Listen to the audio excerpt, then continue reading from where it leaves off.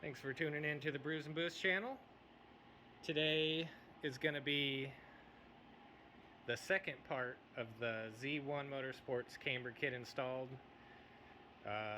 Yesterday we got the camber arm and the traction arm put in on the rear sides, and came out decent. Just ran out of time, so today we're going to be doing the upper control arm for the front, and then go get an alignment afterwards. Probably take it for a cruise, let you guys know how it feels, see if I'd recommend it or not. I mean, so far, just from having the rears on and driving it yesterday, obviously we didn't get the alignment 100%, but it felt good. At least it was definitely stiffer than stock. Felt good going around corners and everything. So putting these on should make quite a difference, especially with the alignment. I'm sure it's going to be real nice. But yeah, we're going to start today with jacking up Natty P. Break these lug nuts free too. Take off the wheel, and then we'll show you where we're at.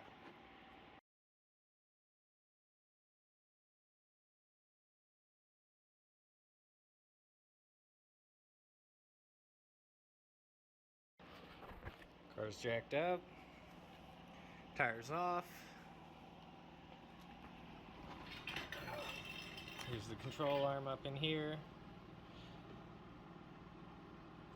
So we're going to take this carter pin out, break this free, bolt here, break this free, bolt on this side, break that free. From what we've seen, worst comes to worst, if we can't get the bolt out, we have to drop the suspension. Yeah, but it looks like it shouldn't be too bad. There's pretty good clearance with these ones in here, so we might luck out. But yeah, we're gonna start with this one here, start taking this off.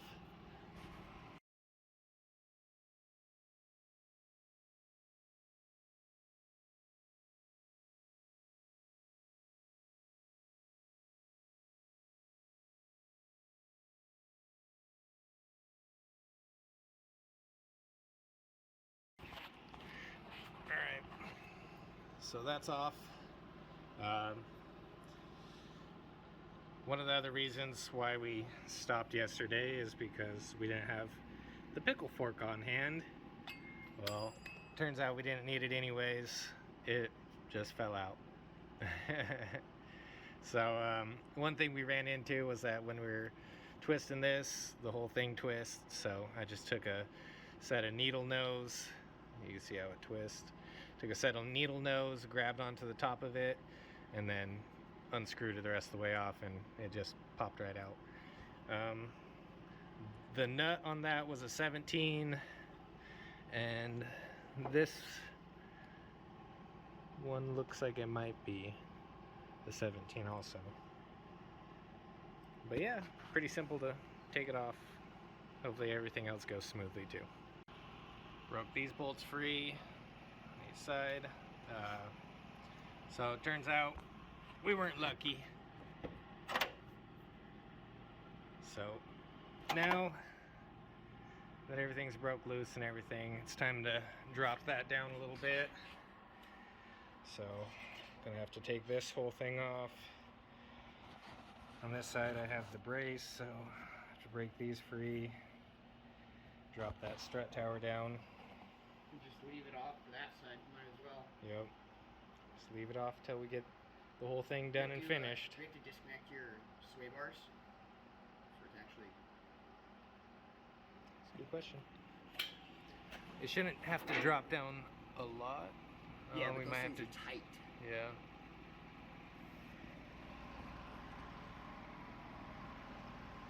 I think we'll have to disconnect the link. We might have to disconnect the link. But yeah, so we're going to start doing that, and then we will update you if we disconnect the link.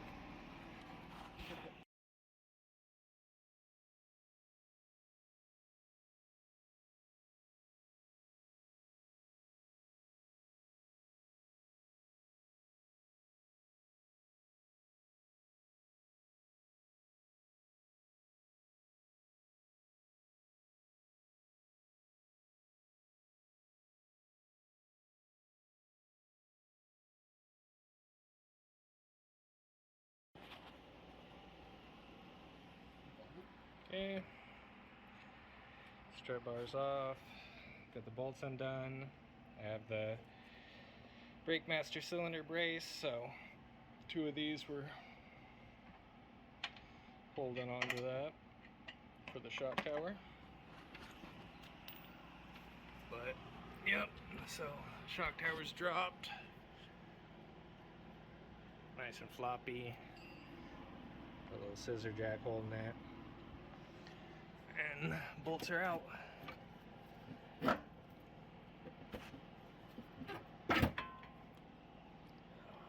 Dusty.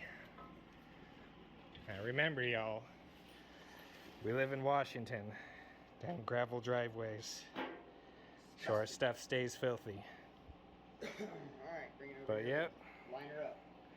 So now we're gonna set this down, line the other one up on top of it, make sure our measurements are as close to, as possible to OEM, and then we'll let the people doing the alignment fix the rest of it if we're off at all.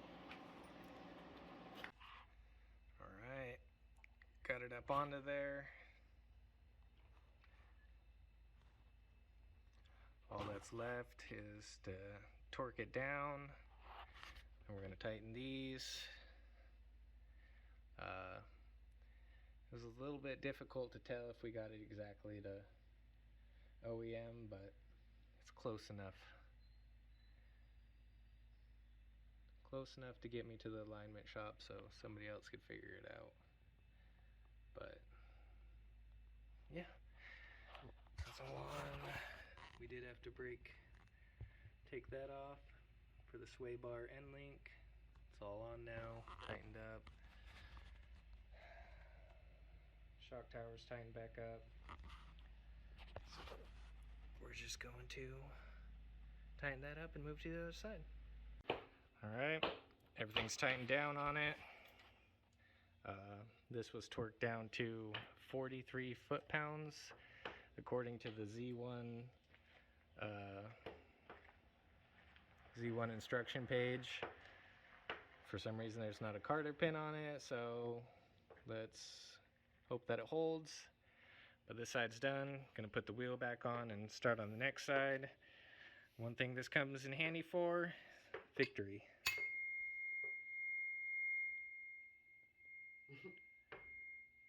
Didn't even have to use it. So, yep, $10 to make noise. That's cool though. On to the next side. Starting on the next side. Got strut tower bolts off already. And then basically we're going to do the same thing we did last time. Take out the Carter pin, take out the bolts, break those bolts free, put a jack underneath this, and then unhook the end link, drop her down. So we're going to continue the process we did on the first side. Alright, passenger side's up on there, done. Everything's tightened up. Hopefully it's close enough to OEM spec.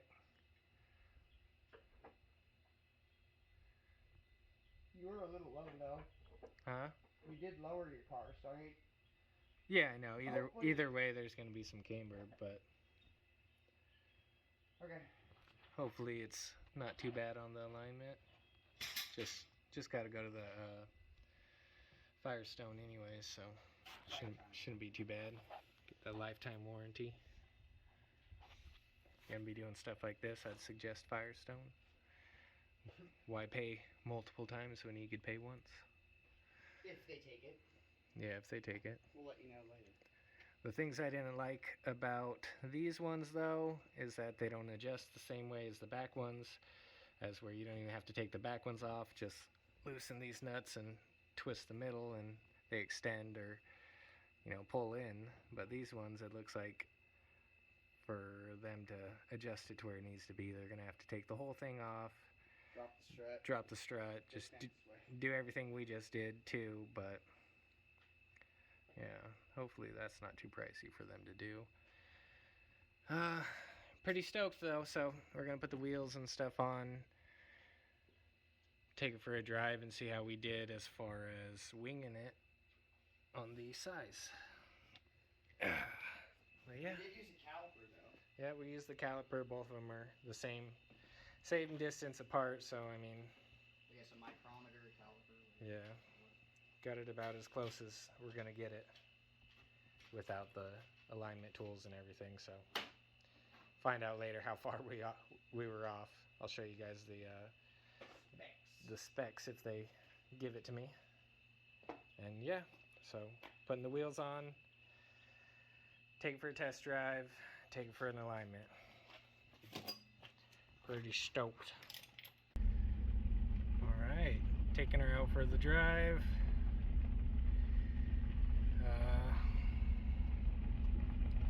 As far as right now, just in the front, like, it makes my steering feel rather nice, which is kind of weird. The OEM ones, they definitely weren't blown by any means. I didn't even see any cracks or anything in the bushings, but just in the steering alone already, it feels nice. Can't wait to get the alignment done, see how she feels with everything exactly where it should be.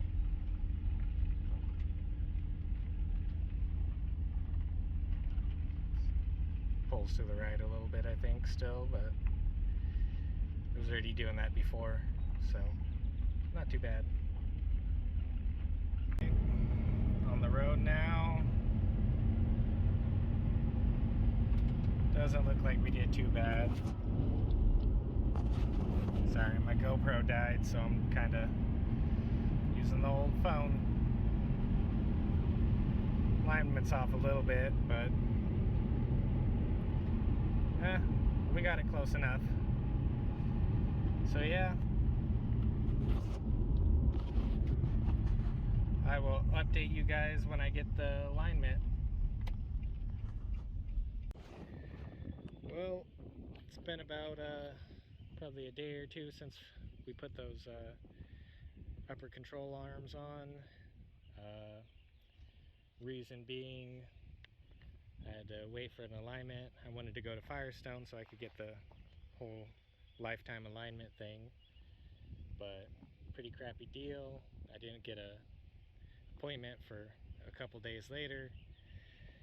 Went up there, got there in time for my appointment, and apparently they don't have flat lifts there, and they only have ones with ramps, which mine wouldn't fit on because I'm lowered. It's kind of a bummer because I even asked him if he needed to know any specifics about the car or anything, you know, obviously that it's on coilovers and has some stuff done to it. It's a little lower than stock height, but they said they got it. So I went up there. They couldn't do it. Big waste of time. Luckily, Leschwab came in the clutch, got it in there. They had it all aligned in maybe 20 minutes. It didn't take long at all. They said the kit's really easy to adjust into spec. So that was nice. Drivability wise, since I got the alignment, feels really good. You definitely feel it's stiffer than stock. Nothing too crazy, but I've been enjoying it. No bad review on it so far. We'll see how it lasts. Some people say they had problems with it coming loose, and obviously that's going to throw off your whole camber and alignment and everything, but so far so good. I mean, driven like 100, 200 miles so far, so still just getting to that break-in spot. But it's pretty good. Since I went with the street edition, there's not that much extra noise. Yeah, everything's been nice. I would take it out for a drive, talk about it a little more, but we're kind of burning up in Washington. It's been 108, 111 the past couple days, and our state's never seen that kind of heat, so But yeah, it's been a little bit too hot for filming, for our tastes at least. Haven't even really been trying to drive it past few days too much because I have a hole in my AC line, so it's kind of miserable in this kind of heat with it like that. But yeah, definitely enjoy the install. We got our logos put on. A little tramp stamp for Natty P. Little dirty slut. Came out pretty good. But yeah, I mean, just from kind of trying to match it up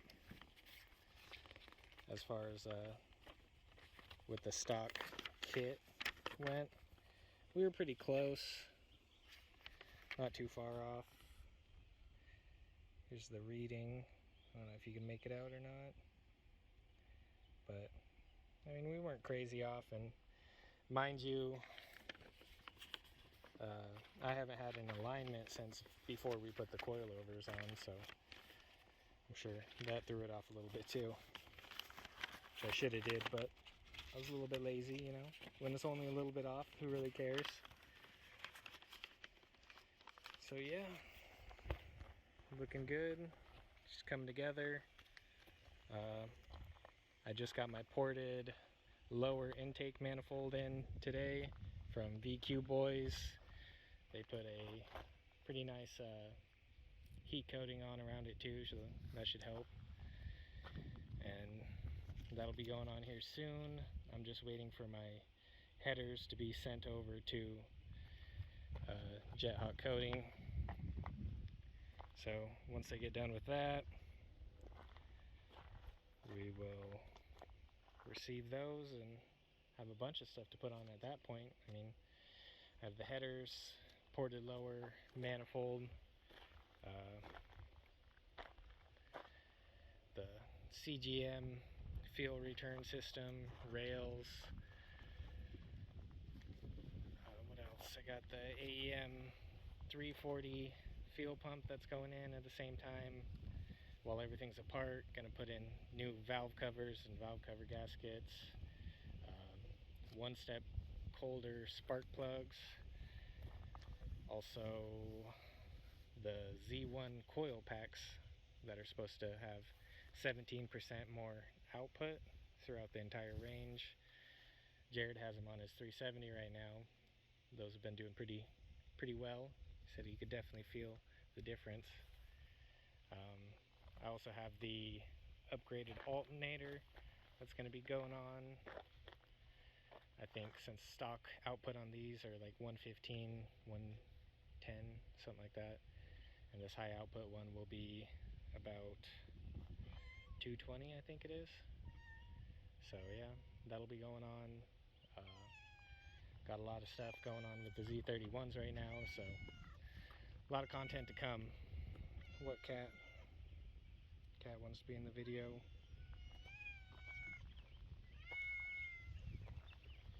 So yeah, a lot of content to come.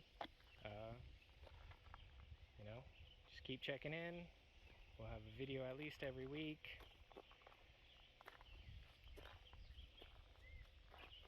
But yeah, hopefully you got some use out of these videos for part 1 and part 2. Should have another video coming up here within the next week. Oh, I also have I got a custom driveline made for the Z31, so I could put the other transmission in it since mine's missing 3rd and 4th gear. Last owners blew that out. But yeah, so pretty exciting. That'll be up and going soon. And then Jared has a lot of stuff for his Z31 that's ready to go on. So a lot of content to come. But yeah, so we'll see you next time. Make sure to like and subscribe. Share if you know anybody doing the same install. Leave comments down below. Let us know how it is.